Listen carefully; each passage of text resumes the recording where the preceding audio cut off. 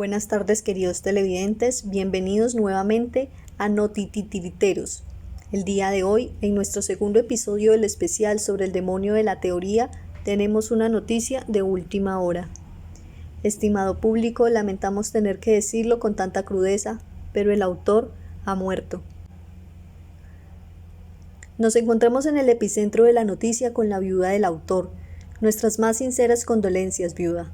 Si no es mucha molestia, ¿podría contarnos de qué murió el autor? En primer lugar, permítame corregirla. Mi amado autor no se murió. A él me lo mataron. Esto es el escándalo del siglo. Cuéntenos, ¿fue acaso la crónica de una muerte anunciada o simplemente una caída en el baño? Pues yo no vengo a dar un discurso, pero déjeme le explico en detalle. A mi pobre autor lo mataron los formalistas rusos, unos gringos de la nueva crítica, Bartes y hasta los estudiantes que se la pasan pirateando libros en vez de comprarlos. Mejor dicho, medio mundo me lo estaba buscando el quiebre desde que puso su firmita en un par de garabatos que escribió. Ay, Pero ¿por qué matarlo si el autor era tan popular? Nos consta que la filología, el positivismo y Picard lo amaban. Salía en todos los libros de historia de la literatura. Díganos, ¿por qué cree usted que lo mataron?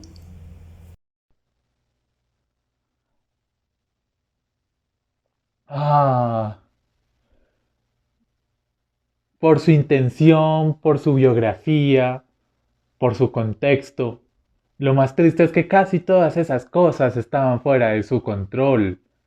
Eran estructuras en las que estaba preso.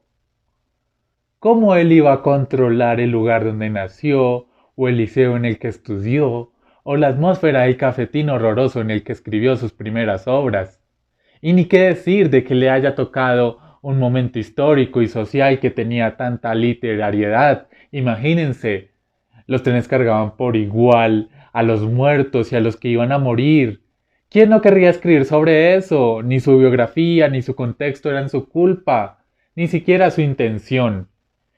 Es así que menos porque estaba ya moldeada por los traumas de su infancia y sus pulsiones sexuales. A todos nos pasa. Por querer borrar al autor, es tan injusto. ¿Por qué borrarlo? ¿Por qué no matar al lector? Ese es el que enreda a todos con sus interpretaciones y sus ideas desfachetadas.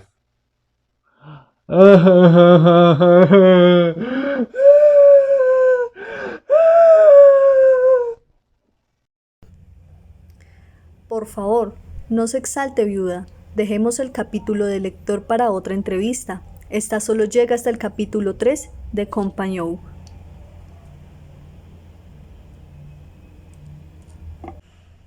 Aquí lo tenemos. Vamos a intentar hablar con uno de los asesinos.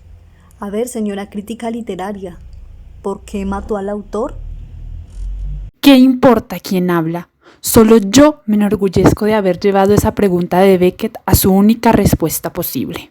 Nada, no importa en lo más mínimo quién habla. Como decía Foucault, el autor tiene que representar el papel del muerto en el juego de la escritura. Y yo lo hice posible. Crítica, pero no me ha contestado bien. ¿Esas fueron sus razones? ¿Mató al autor para darle prioridad a los elementos del texto? El autor no es más que aquel que escribe, así como yo no es otro que aquel que dice yo. Debemos perseguir la desaparición elocutoria del poeta para ceder la iniciativa a las palabras. El autor no es más que un invento burgués perpetuado por el culto al ego del individualismo y las maquinarias de las editoriales que están al servicio de las lógicas del capitalismo. El autor tenía que morir para que viva la polisemia, para que viva el lector. Bueno, claramente la crítica está muy concentrada en sus pensamientos como para dar esta entrevista. Vamos a continuar con este especial sobre la muerte del autor. Espero que en la siguiente entrevista tengamos más suerte. Buenas noches, señora. Dígame, por favor, ¿qué la motivó a asistir al funeral del autor? Gracias, sí. Primero que todo, para quienes quieran seguirme, mi Instagram es @sanagusnohamuerto. Señora, por favor. Ah, sí, sí, perdón. Mire, yo en realidad no estoy aquí por el autor como persona. Ese me caía hasta mal. Dicen que era un borracho. Yo estoy aquí por el autor como función hermenéutica. Ay, qué ternura. Creo que es lo más bonito que han dicho del autor. ¿Verdad que sí? Es realmente lo que me interesa. Pero ojo, no me refiero a la función autor que describe Foucault, que casi se reduce a un mero análisis psicológico de la obra. No, me refiero a entender realmente cuál es el lugar del autor entre el texto y su recepción. El autor nos plantea siempre el problema de la intención. Qué palabras tan profundas. Seguramente el autor estaría muy conmovido. Creo, no sé. Nunca entendí realmente qué era lo que el autor sentía o quería decir. Me parece que a veces pensaba una cosa y escribía otra. Ah, la falacia intencional. Exactamente. ¿Cómo podríamos fiarnos de la intención del autor? Es claro que muchas veces ni siquiera era consciente de todos los significados que había en su texto. Eso ya lo hemos resuelto. Apelamos a la dualidad entre el pensamiento y el lenguaje. Siguiendo un poco a Sanagus, una cosa es lo que el autor quiso decir, su intencionalidad, la dianoética, y otra las palabras que usó para decirlo, y lo que éstas terminan significando, es decir, el significado semántico de lo escrito. Y por supuesto, si el espíritu es la intención y la carne son las palabras, no es tan difícil entender que la carne no es nada si no se le infunde la fuerza del espíritu. Más claro no canta un gallo. Muy fácil pretender escaparse a la cuestión por el camino de plantear una dualidad. Yo también la reconozco, pero precisamente si el lenguaje que usa en su obra coincide con su intención, lo que nos diga el autor es redundante. El texto por sí solo ya nos contó todo. Y si el lenguaje, por el contrario, se distancia de su intención, lo que nos diga el autor es cuando menos irrelevante. Entonces, ¿solo se puede entender un texto a partir de la intención del autor?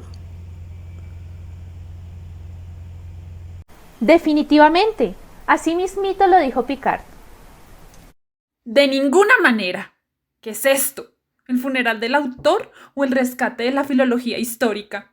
No me dirá que usted también cree, como Schleiermacher, que un texto no puede querer decir posteriormente lo que no podía querer decir en su origen. Esto ya se ha rebatido. Es una contradicción. Por querer apelar al contexto histórico del texto, se niega la historia misma.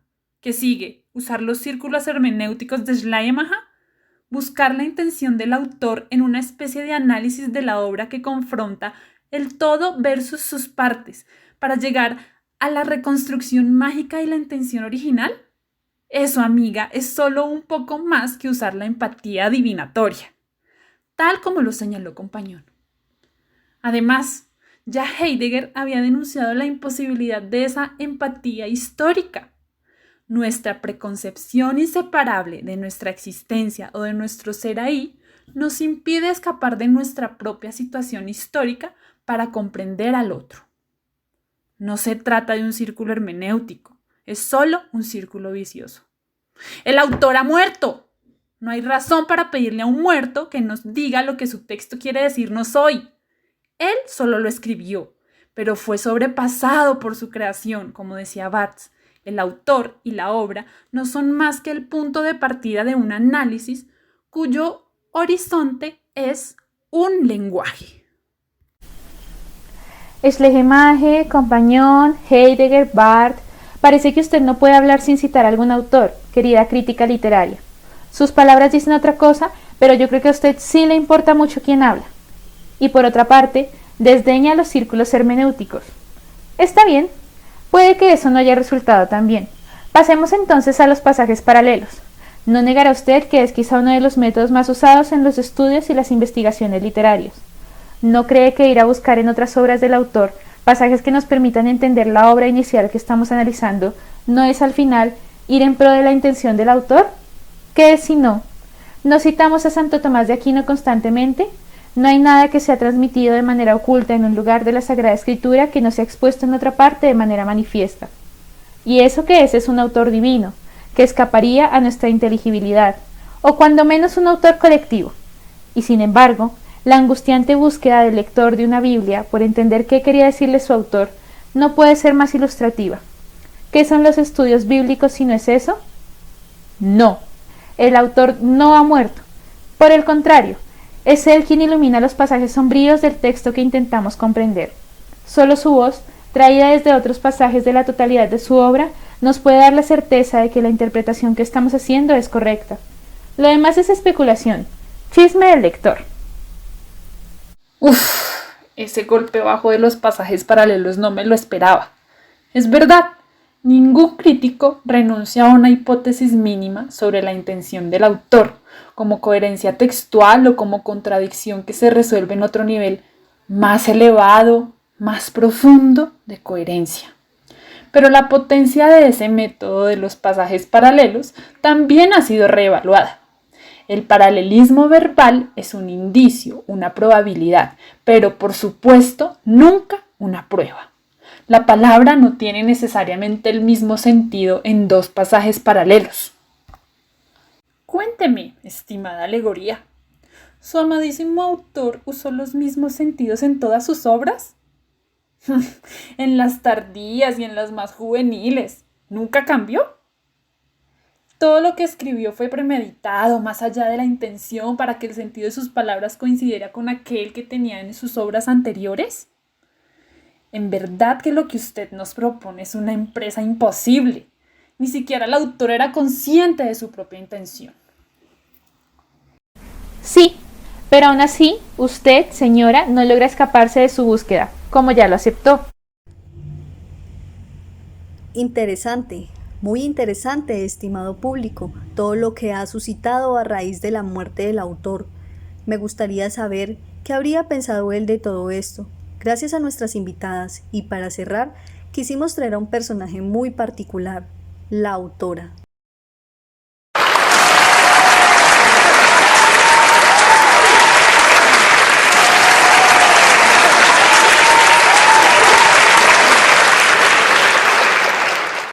Bienvenida. Díganos por favor, ¿qué piensa usted de todo esto?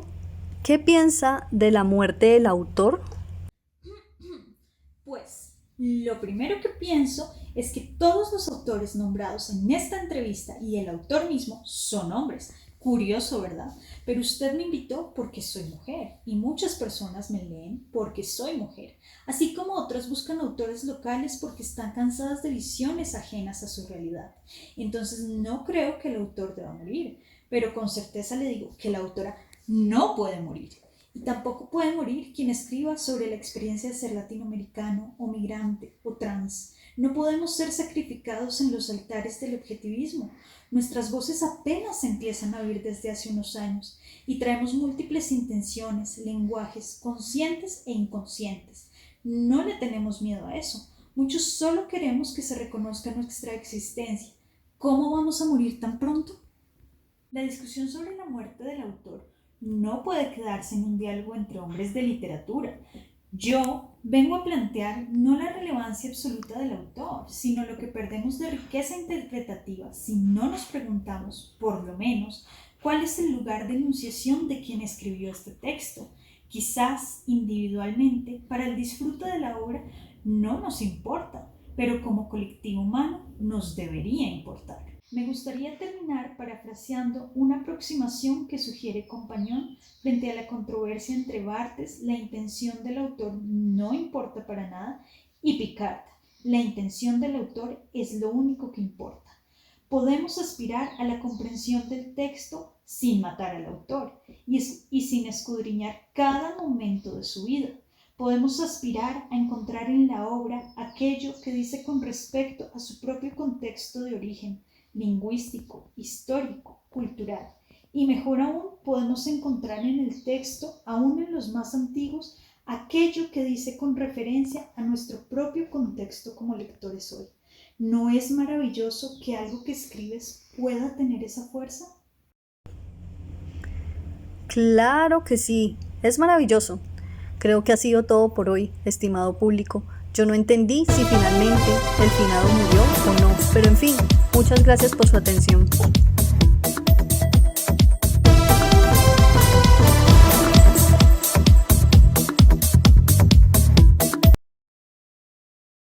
Buenos días, queridísimos televidentes.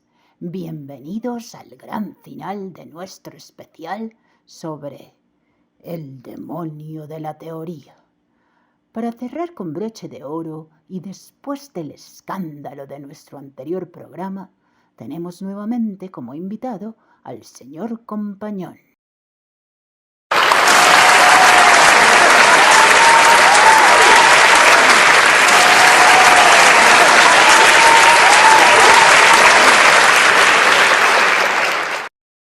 Buen día, estimado compañón. El día de hoy nos reunimos para el diálogo en torno a un tema bastante importante en los estudios literarios. Hoy nos reúne una pregunta esencial. ¿De qué habla la literatura?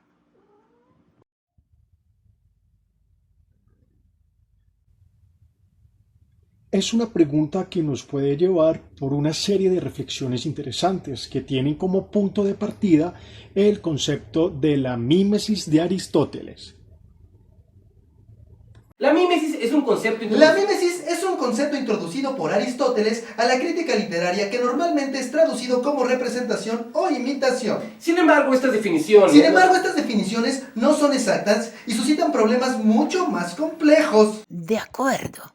Es un concepto controvertido en los estudios literarios, porque desde su aparición en la poética de Aristóteles se ha comprendido de diversas maneras. Hasta su propia traducción ha implicado ambigüedades, ya que las traducciones juegan con los términos por imitación o por representación. La elección de una u otra traducción es en sí misma una opción teórica, verosimilitud, ficción, ilusión o incluso mentira. Y por supuesto, realismo, referente o referencia, descripción.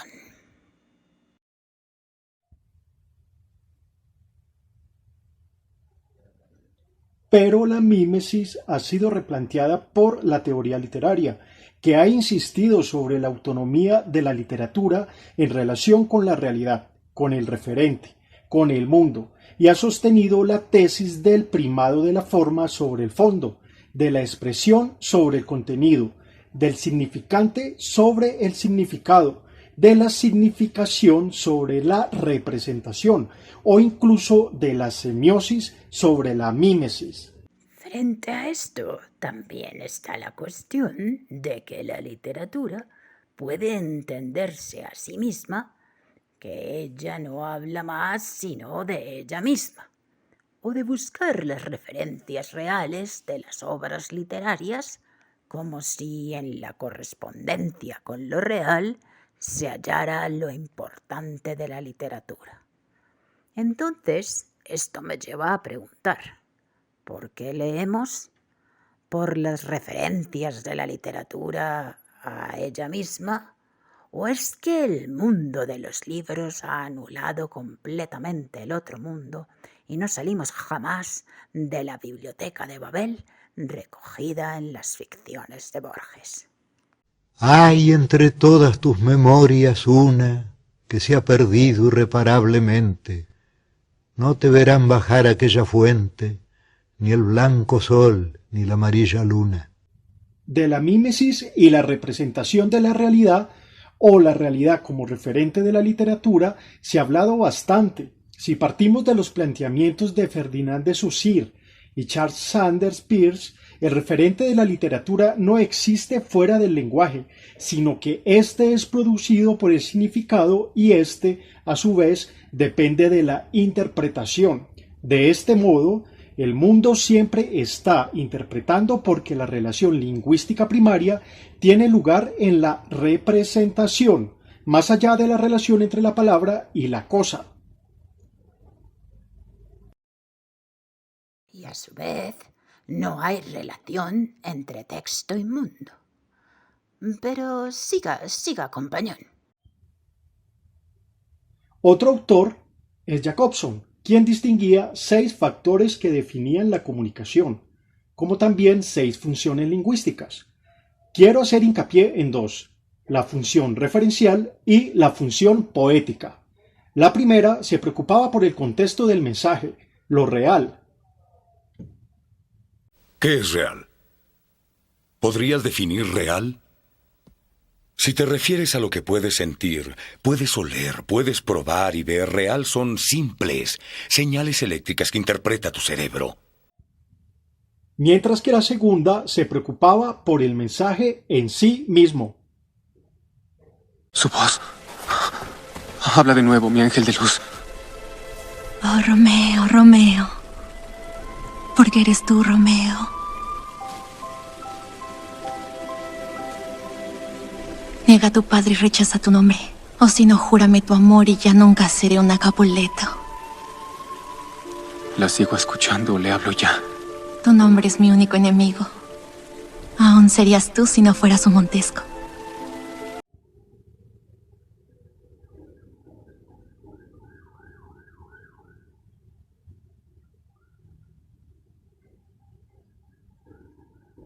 En este caso, lo que pasa con el lenguaje literario es que así como puede operar una función referencial, domina la función poética que se preocupa por el mensaje en sí mismo y el lenguaje que lo construye. En ese caso, al acercarnos a la literatura, nos acercamos a reflexionar en torno a la forma del mensaje o nos preocupamos por el contenido. Jacobson no aborda de forma explícita esta cuestión, sin embargo, nos ha dejado el problema acerca de la negación de la referencialidad que la obra literaria puede tener. Bueno, querido compañón, ¿y qué me dice de la desnaturalización de la mímesis? ¿Cómo podemos abordar esta temática? Para esto me gustaría reflexionar un poco sobre Aristóteles y su poética. En ella, el filósofo pone el interés en el objeto que imita y representa, no en el objeto representado. Esto quiere decir que lo que le interesa a Aristóteles es la técnica de la representación, la estructuración del mitos. Interesante. Pero en esta obra, Aristóteles pone bajo la luz de la mímesis a la tragedia y a la epopeya. La poesía lírica queda, si se puede decir, expulsada de esta categoría y del interés de Aristóteles. Te ofrecemos la oportunidad de dejar el curso voluntariamente. Así tu expediente no quedará manchado. Hostia, qué detallazo. Concuerdo. A Aristóteles no le preocupa dar cuenta de las relaciones entre literatura y realidad, sino que se preocupa por la producción de la ficción poética verosímil. Esto lo podríamos entender en la representación de las acciones humanas a través del lenguaje. Pensando en la historia de los estudios literarios y el giro que toman en el siglo XX de la mano de los formalistas rusos, ¿cómo podemos armonizar la poética con la teoría de los formalistas rusos y sus discípulos parisinos? Podríamos armonizarlo en la medida en que comprendemos tanto la mímesis como las acciones humanas, la técnica de la representación y finalmente el lenguaje escrito. Aquí resulta importante ver en la poética una preocupación por la narración más que por la descripción de las acciones. Y aquí, ¿en qué momento aparece ese giro hacia la desnaturalización de la mímesis? Aparece precisamente en Aristóteles cuando en el capítulo 9 de su Poética afirma que el oficio del poeta radica no en contar las cosas como sucedieron, sino en contarlas de acuerdo como nos gustaría que hubieran sucedido, teniendo todo esto un sentido verosímil. De este modo vemos el énfasis en su preocupación por la técnica en que se contaría el mitos. Una mujer griega comanda todos los barcos de Jerjes al sur. Artemisa. He oído hablar de ella. Artemisa es una homicida profesional. Tiene destreza en el océano y una gran sed de venganza. Dicen que toda su familia fue masacrada por un escuadrón de hoplitas griegos.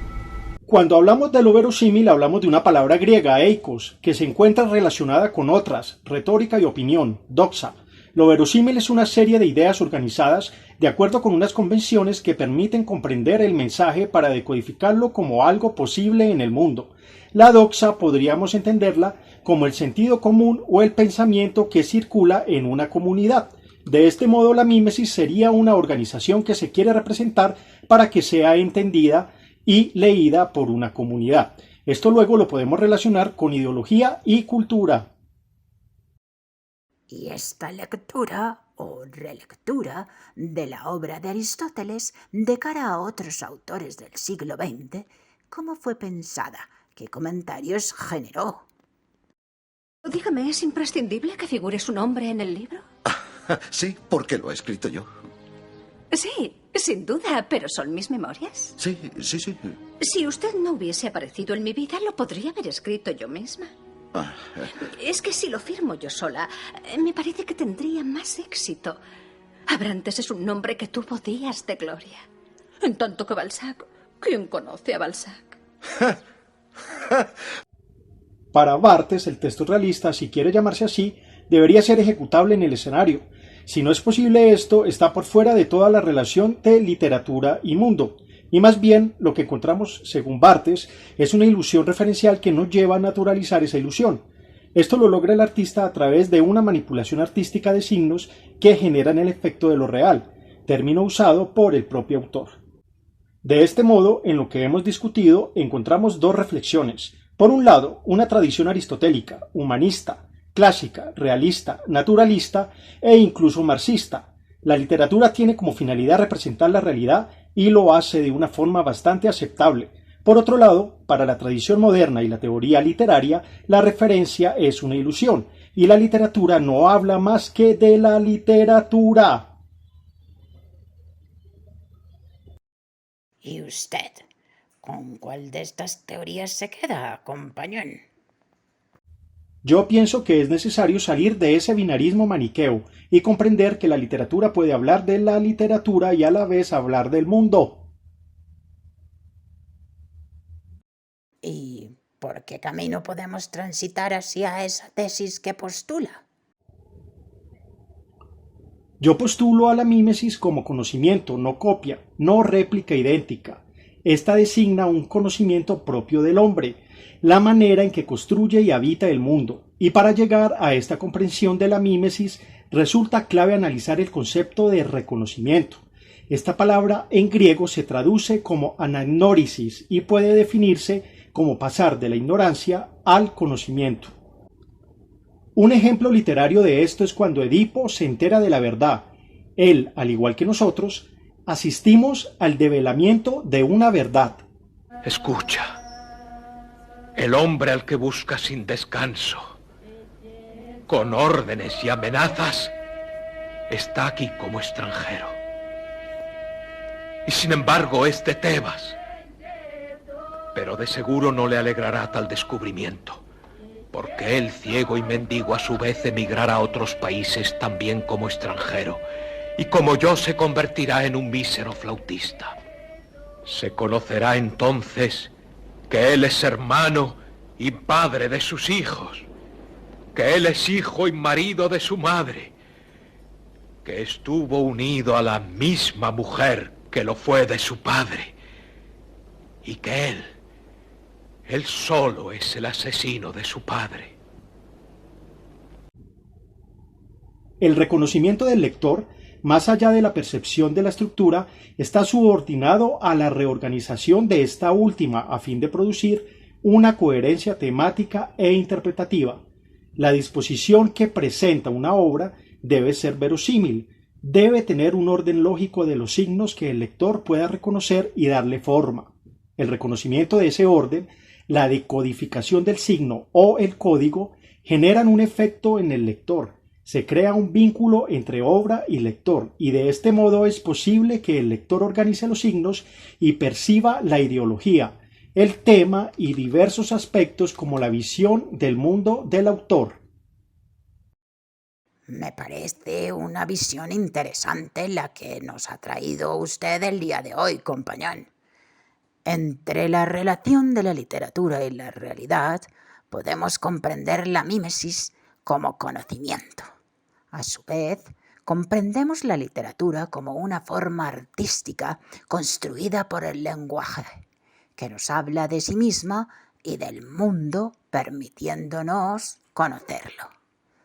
En esta conversación ampliamos nuestra comprensión de la literatura como un camino al conocer del mundo. Señor compañón, muchísimas gracias por hacer parte de este especial sobre su fantástica obra. Nuestros televidentes y yo podremos irnos tranquilos, un poco menos asustados del gran demonio de la teoría, ya que lo conocemos un poco mejor. Podremos enfrentarlo y sentirnos más cerca de la teoría.